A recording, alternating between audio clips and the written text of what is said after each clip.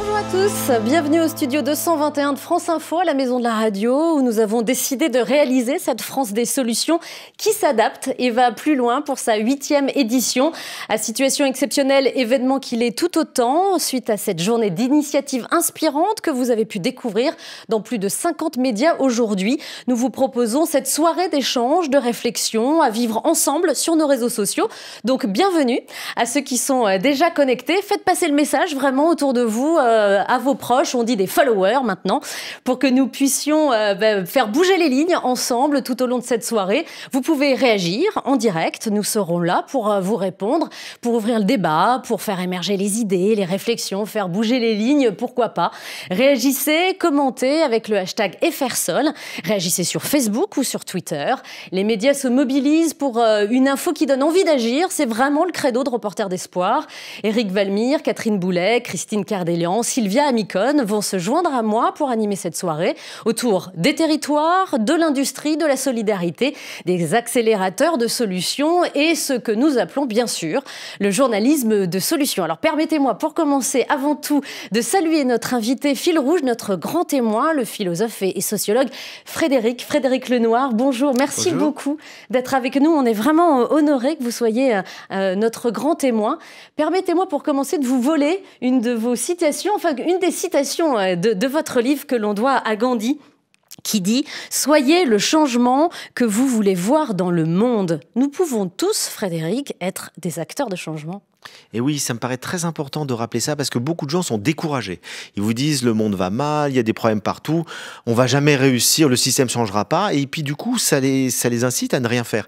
Alors que je crois que si on prend conscience que chacun d'entre nous, si on change notre conscience, notre regard sur le monde et qu'on s'engage pour créer le monde qu'on a envie de voir finalement, un monde plus solidaire, un monde plus généreux, un monde où il y a plus de partage, un monde où les gens vont mieux et arrivent à dialoguer ensemble, et bien du coup, le monde va changer. Et Gandhi a raison de dire, si chaque individu change, c'est comme ça que le monde va changer. N'attendons pas que les solutions viennent uniquement d'en haut, de l'État ou de je ne sais où. Alors vous êtes également un homme d'engagement, vous êtes cofondateur de la Fondation Sève, Savoir-être et vivre ensemble, sous l'égide de la Fondation de France. On en reparlera si vous le voulez bien, et vous avez aussi créé l'association Ensemble pour les animaux. Nous parlerons de vos engagements et de votre livre également, D'un monde à l'autre, le temps des consciences, aux éditions Fayard, que vous avez coécrit avec Nicolas Hulot. On va donner la parole également à Isabelle Giordano, qui représente dignement Reporters d'Espoir. Je vous donne la parole dans un instant, Isabelle, également. On va bien sûr parler des médias qui auront la parole et qui se font écho des actions de Reporters d'Espoir aujourd'hui et tout au long de la semaine. Mais à votre avis, rassembler les médias, Frédéric, autour d'initiatives porteuses de solutions, ça vous semble pertinent ? Complètement. Et depuis le début, dès que Reporters d'Espoir a été fondé, j'ai vraiment soutenu cette initiative parce que je la trouve extrêmement pertinente dans la mesure où les médias, et c'est leur rôle, ils sont surtout là pour dire ce qui ne va pas.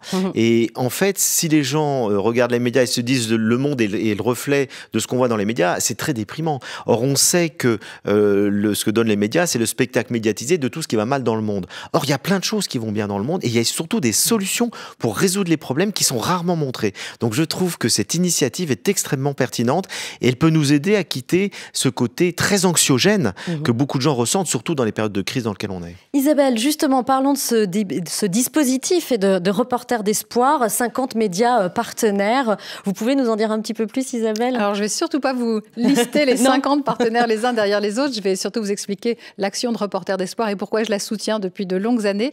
D'abord, c'est une journée, mais Reporters d'Espoir et la France des solutions, c'est toute l'année. Ça dure effectivement depuis plusieurs années, comme je le disais, mais c'est surtout des actions qui sont menées ponctuellement auprès de différents médias, que ce soit des radios, des quotidiens, des journaux. Et ça, c'est intéressant d'avoir ce coup de projecteur aujourd'hui avec la France des solutions, mais de se dire que c'est une action de fond où l'on essaye de faire passer ce message qui vient surtout des États-Unis et de l'Angleterre. C'est très anglo-saxon de se dire, comme vous le disiez, Frédéric Lenoir, que l'information ne doit pas être tout le temps anxiogène. On parle de civic journalism quand on est aux États-Unis, par exemple. Il y a plusieurs initiateurs, il y a plusieurs rédacteurs en chef de grands journaux comme The Guardian qui pensent qu'effectivement, une information peut donner envie d'agir.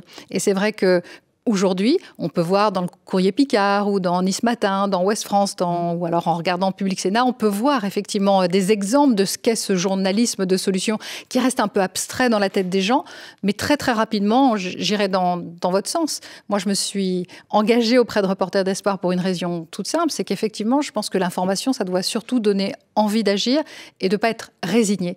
Et vous le disiez très bien, aujourd'hui, on vit une période de grande crise, mais plutôt que de donner une succession d'informations qui poussent à l'anxiété et qui poussent aussi à la défiance, puisqu'on le voit, le problème, il faut le résoudre aujourd'hui, c'est la défiance vis-à-vis des médias. Je pense qu'on peut quand même aujourd'hui se dire qu'on peut se faire l'écho des arbres qui poussent. Je crois que vous aimez bien ce proverbe-là aussi, et pas seulement des arbres qui tombent.